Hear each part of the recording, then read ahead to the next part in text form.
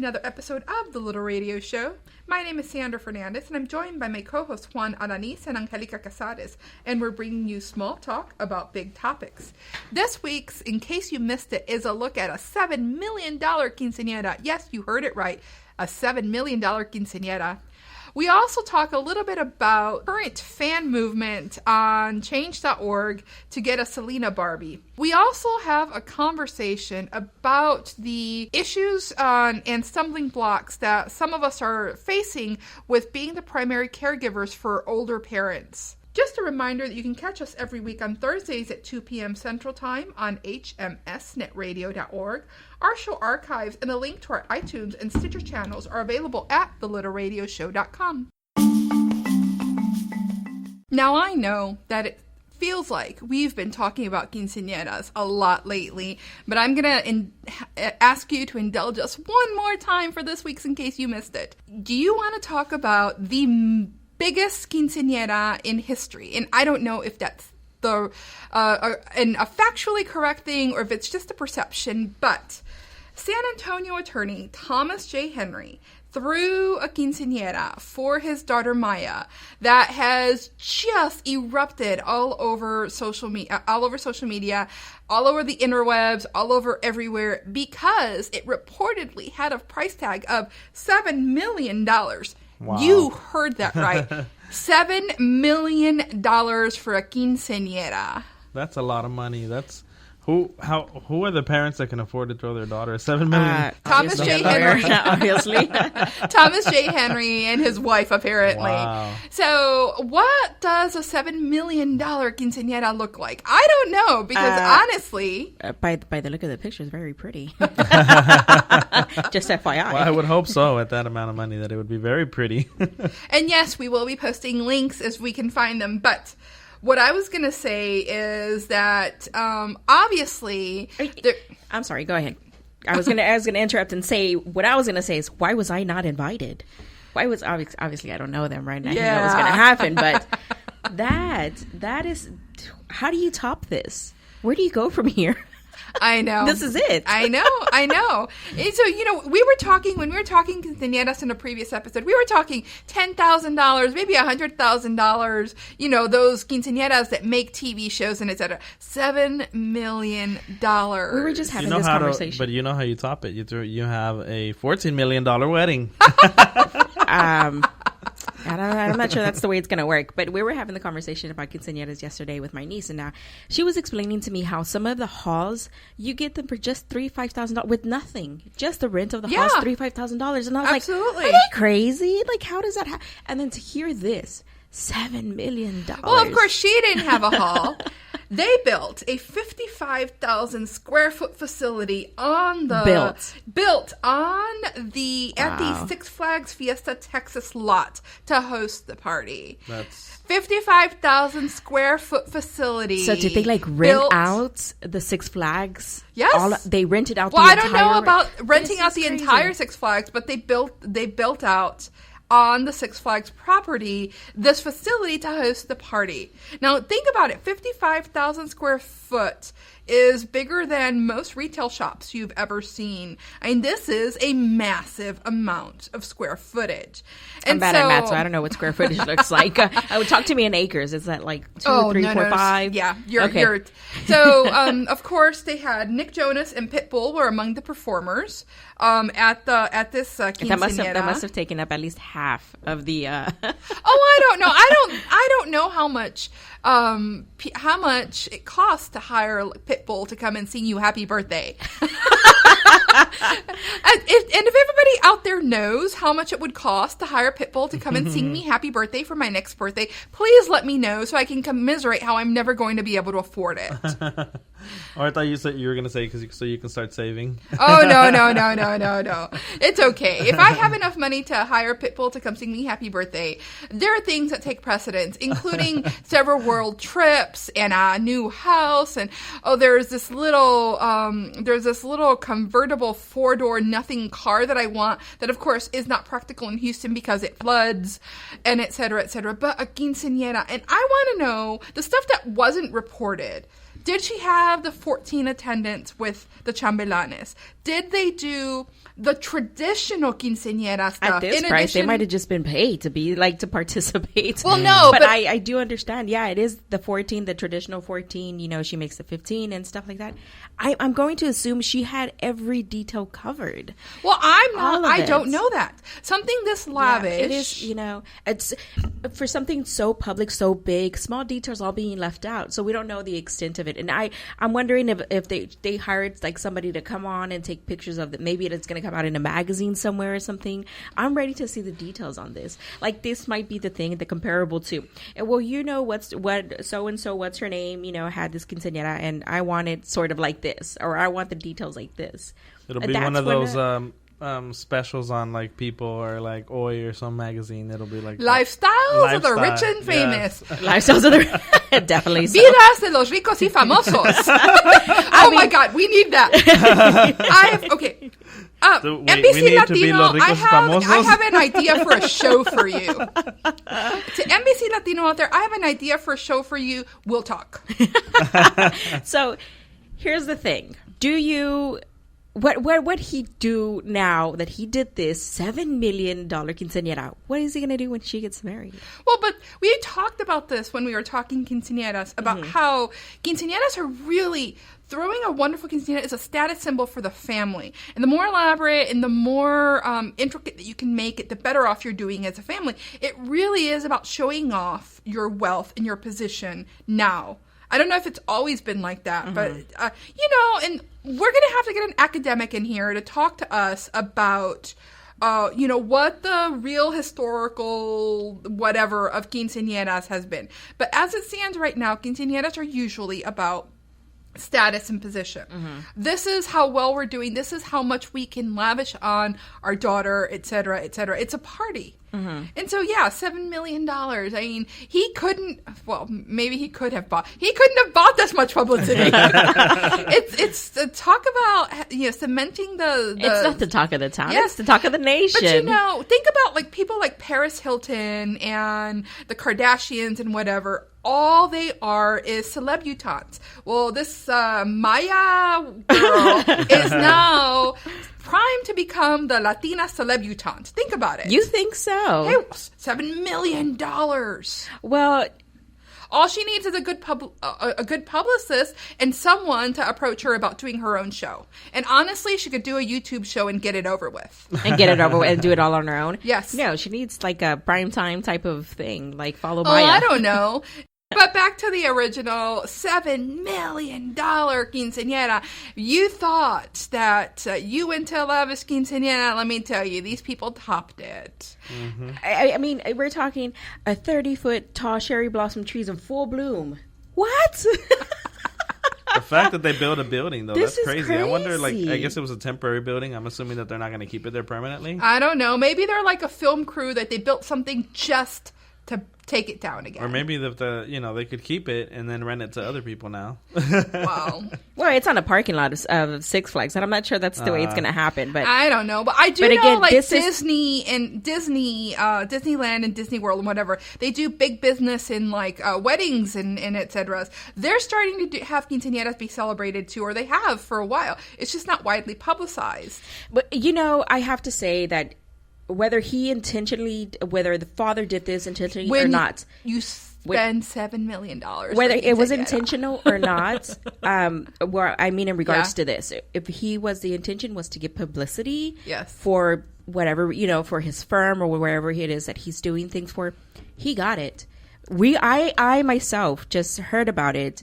I'm interested to know what he does, what he covers, who his clients are, so on and so forth. And I'm not going to need a lawyer. Like, I'm not trying to retain a lawyer type of thing. But, like, I'm interested in what he does and who, like, you could not have spent the money maybe better on your daughter and get publicity for it. Get Pitbull, Jonas, and we're so cynical. Wow. Maybe we this are a was cynical. Nothing else than a loving dad or loving parent. And that's why I said that. That's why I said that. Whether he wanted to or not, I think he got it. He got the publicity that maybe he wasn't even seeking. We are being probably a little cynical. Maybe it is his daughter was very well deserving of this, and this is, they had the means. This is what she wanted, and amen and hallelujah, and this is the party that she ended up with. Where there's a quote in here that says, I have to read this, where it says, "Let's just say her quinceañera is very blessed quinceañera," and indeed, agreed. And all I am saying is, for anybody else out there who's planning to have a $7 million quinceañera, please, I know you have room for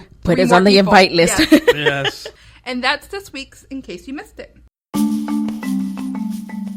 If you're just tuning in, this is the Little Radio Show on hmsnetradio.org. Most new listeners of the show found out about it through a friend or a blog post. If you're someone who has told someone else about the Little Radio Show, thank you so much. Really, it means a lot to us. Keep telling your friends, and if you happen to write something about the show, send us a link or tag us somehow so we can share it. And since we're revisiting old topics, so to speak, this week, I want to take another look at Barbie, but not from the, curvy girl and the new body types and whatever. I'm actually kind of shocked that Juan's not the one who brought this one up. There is apparently a movement out there, or some sort of a fan petition, to get Barbie to create a Selena version of Barbie. Oh wow! I have seen that. But there have been Selena. Like, I'm not very. I don't know. Mattel. I have to say this. Leave it alone. Leave it alone. There are already dolls out there that represent, is it just a dime that Mattel is making at this point? But Barbie comes up with commemorative Barbies all the time. They have the Gone with the Wind Barbie, and they've got, Barbies that represent stuff from films, and Barbies that represent different culture types and whatever. It's not beyond the realm of possibilities. I've seen them do like Princess Diana and yes, and things like this, and I've seen that happen, and whether it's right or wrong, I'm not sure. Well, the thing is, they already had a doll. Like when Selena first passed away, we own a doll. Shortly after, you own a doll. We own a Selena doll. Who came out with the Selena doll? They came out with a Selena doll. It was a Mattel doll. Really? Yeah. Oh, wow. I don't think it was a Mattel doll. No, I don't think so. I don't know. There was I gotta a brand go look into the box. Had a Selena box. And okay, you're going to have to go home and take a picture of it. I am. So we can post it. Definitely. I think that's But I remember that it was out and it sold out. And there was and I bought one and I kept it. It's still in the box and everything because I was like, oh, this is going to be a collector's item one day.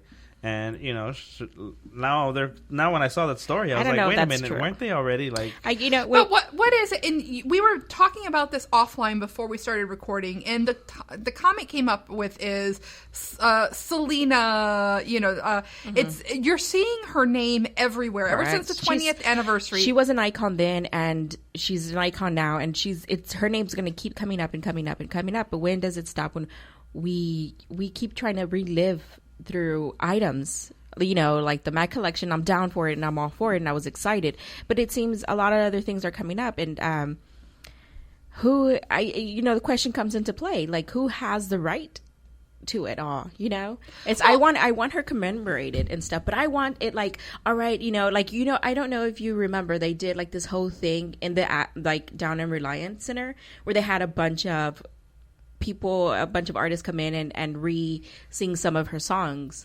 That's the kind of commemoration that I want to have. But there's an annual Selena festival. There is here in Houston, they have a Selena art exhibit. Mm-hmm. As a matter of fact, right around the corner, there's going to be a Selena tribute. There's a local DJ who's going to do a Selena tribute because it's right around the corner. Yeah. The anniversary is right around the corner. There is. So, are we looking at like 30 years from now, she's going to be like Marilyn Monroe in that we're still going to be doing tributes, and they're still going to be doing commemorative this, correct. And they're still going to be doing posters of her still going to be selling, and girls are still going to be dressing up as her for Halloween. This is it. She's not only was she iconic, she's an iconic image. This is it. Like she's the Marilyn Monroe, the She's like Elvis Presley, you know? Yeah, the Elvis Presley. Now all we need is the sightings of her. Yes. She's the Mona Lisa. She's like, this is it. The other thing I saw the other day is that image. there's a Selenogram. It's like where you can pay somebody and they'll go and they'll like, I think it was like somebody broke up with somebody by sending them a Selena impersonator who sang God. Yeah, who sang that song that says Cobarde or whatever. Oh, wow. Yeah, that was funny. I was like, oh, that's pretty cool, actually.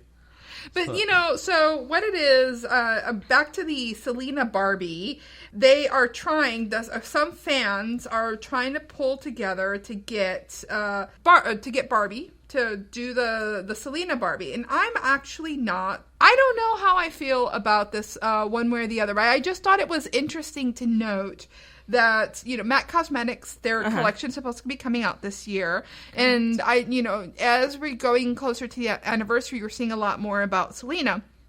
There's a Selena festival now that, is something kind of new that didn't exist before. But I think it was briefly mentioned, but it happens in May.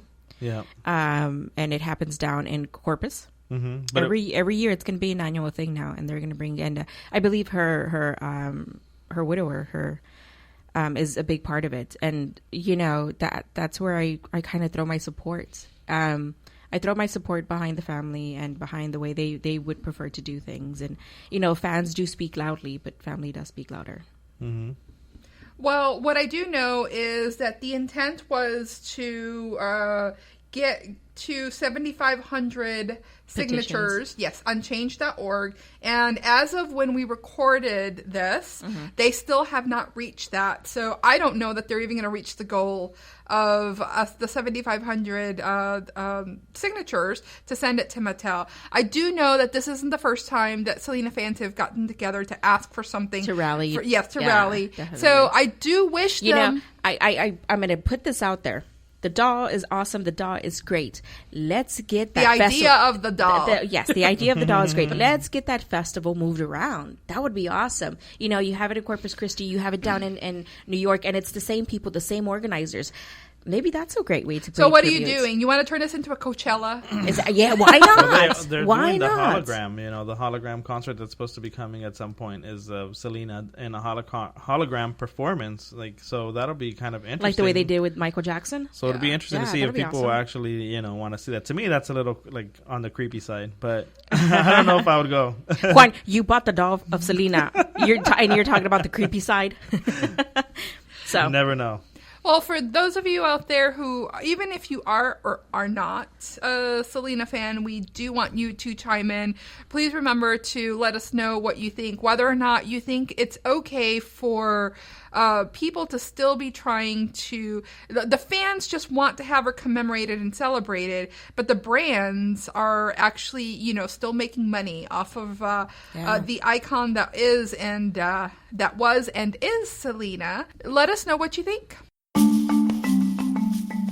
Just a reminder, you can catch new episodes of The Little Radio Show on hmsnetradio.org every Thursday at 2 p.m. Central Time. Recently, I came across an article in The Atlantic about the issue of elder care and how it impacts women.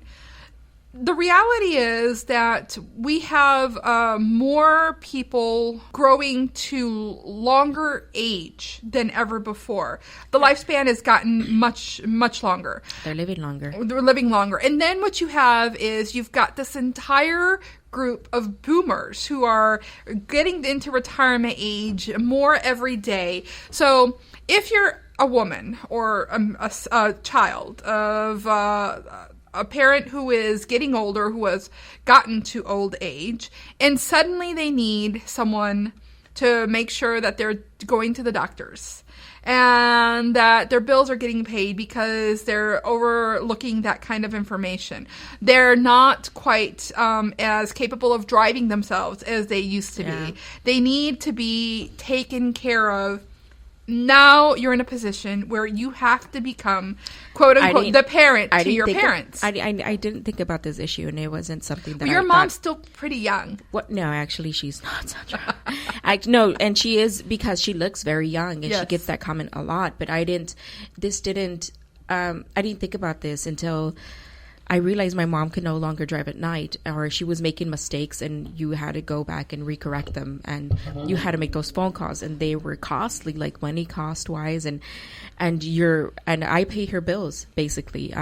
I pay them because it's easier for me to pay them online than her to, to write out checks or to go to, down to the grocery store and stand there in line. It's saving us time, and it's saving her the headache of going, because she very reluctantly got a card, a bank card. She refused it for as long as she possibly could, until they told her, you need one. This is going to happen. And she was like, why? And she avoided it. So finally they had to give her one, and because she doesn't want to learn, she doesn't want to learn this. The ATM is not something she wants to deal with. She wants to deal with the teller directly. But it didn't play into effect until I was, nighttime falls, and she's like, hey, I got to go to the grocery store. I'm like, why are you telling? Well, and then it dawns on me, that's right, I need to go drive her. So I got to pick her up and take her to the grocery store. And the comforting place for me is that I live right down the street from her, so that's okay. But in a time and a place where we're so, sometimes families move away, and your parents are aging, all of a sudden you got to put that into play. Like, do we sell their house, and do they move in with us, or what do we do? How do we take care of them? Which is exactly, and it does fall on the women. It is the women. A lot more than men. Yes.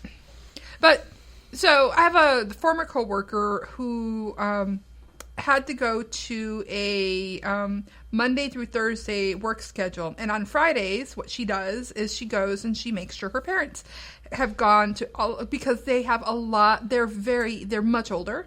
They have a lot of medical issues. And on Fridays, it's all about the doctors and the nurses and the pharmacies and the follow-ups and the physical therapy and etc.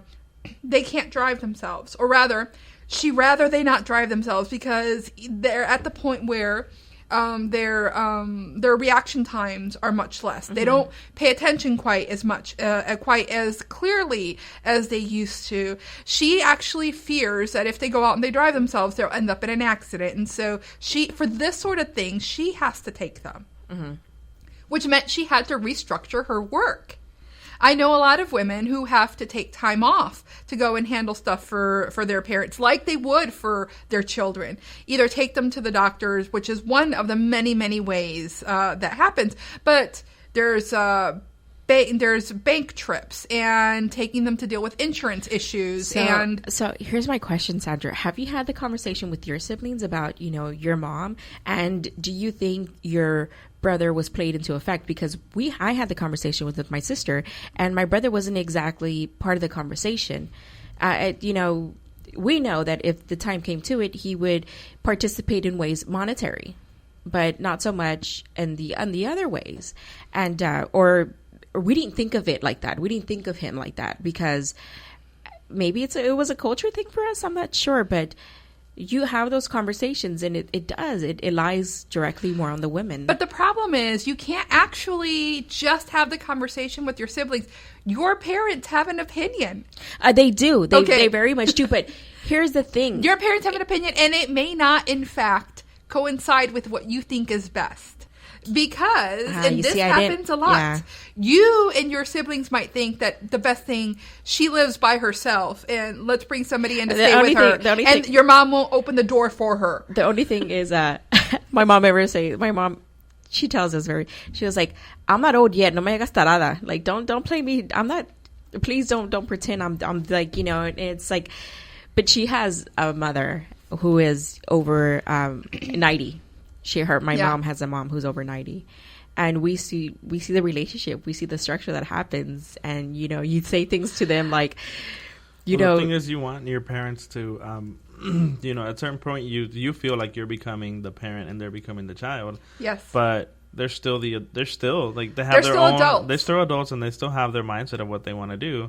And one of the moments where we realized that is like when we were both of my parents are older, they're still capable and they're still able to get around and everything, but there's things like they can't do. Like my dad can't drive at night because he just can't see, so if he does, like, it's really scary. So we're like, don't drive at night. Yes. And my mom has several like different issues that she deals with, but when he finished treatment last year, and then he took off to Mexico for like a couple months, and we're all like, well, Dad's going to retire. He's going to stay at home. He's going to do this and he's going to do that.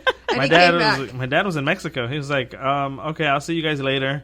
And he stayed over there for months. And, we were like, at some point. You have to mention he came back and he was like, I'm done in Mexico. I'm going to come back and work. And so he went back to work, but he reapplied and got his job back. But there was a period there where my siblings and I were like, is Dad coming back or is he staying in Mexico? And it was like very much that tension point where, we wanted him here, retired, at home. And he was like, no, I'm not going to retire. I don't want to retire. I want to be in Mexico, doing what I want to do, or I'm going to come back and I'm going to work. And that's what he's doing right now. That's what I'm saying. It's like in a lot of instances, you think you're making decisions based upon what you think is best for them. They're still adults. They still get to make decisions for themselves. But the thing is, you're still the one who has to help them, though. Yeah. And I'm saying that facetiously because I do know children out there, and I even have friends who have told their parents, I love you dearly. But when you grow older, you're going into a nursing home. I'm not bringing you into my house and taking care of you. Mm-hmm. Well, the thing is, I think it's a cultural thing too. Within the Hispanic Latino community, there's still a cultural expectation that you take care of your elderly. You don't send them to a retirement home, because that's just not. There's some people who do. Before we hit the record button, I was having a conversation with Sandra about in the Asian community. They actually sometimes the houses are built in a way that it's two homes, so their parents live on one side and the kids live on the other side, and the only thing that separates them is literally the wall with the door. Yeah. So you come in and out, and this is the way some do live. This is the way some do, and this is the way some of them do deal with their aging community. Yeah, and I think it's like a like you said, it's a lifestyle change. Like you literally have to change your lifestyle, and I also saw my own mother, she took care of my grandmother through her last years of life. She lived with her, when she couldn't, get up anymore, when she couldn't, do the basic things. My mom was the one that took care of her, though, the entire time. And she literally had to change her lifestyle. And there were moments where she was, completely frustrated because she just, was like, I want her to do this. I want her to be a child. And she's not a child. She's, still, even when she can't walk, she's still being stubborn. Yes. Actually, let me turn the conversation, though. I'm in my 40s. Mm-hmm. Okay. I'm not too far from... Oh, Sandra, come on. I'm a few decades away from being in the position where people are going to have these conversations about me. I don't have children. I've got nieces and nephews, so, God knows what's going to happen to me. One of the first things people tell me when I tell people I don't have children is like, who's going to take care of you when you're older? And I'm like, sweetie, I've talked to the current generation. Don't be too sure your kids are taking care of you. So that's all I'm saying. But I'm not saying we're old, but the time will pass before we know it. Have you started to think of when you're that age? No, because I haven't got past my mother's age and how I'm going to deal with taking care of her. And so learn from it and think of what kind of imposition do you want to make on the boy? Well, are you going to be like, okay, because if you I love going out and looking at new houses. And a lot of new construction have what they call the in-law suite. What? Which is a master bedroom on the floor downstairs towards a different part of the so it feels more like an apartment. So it feels more like an apartment. There's a lot of there's new constructions that are actually building those out back next to the garage, or instead of the garage is they're building what they call the in-law suites. They call it the guest room. Mm-hmm. But what it really is mom and dad moving in, and so that they can have a little bit of privacy. They're not actually on top of you. So for our audience out there, if you're currently dealing with a situation where you're the caregiver for an aging parent, we would really like to hear from you. We want to hear from more people about this about this particular instance. If you've already made plans for when you're older, please let us know. We also want to hear feedback about that.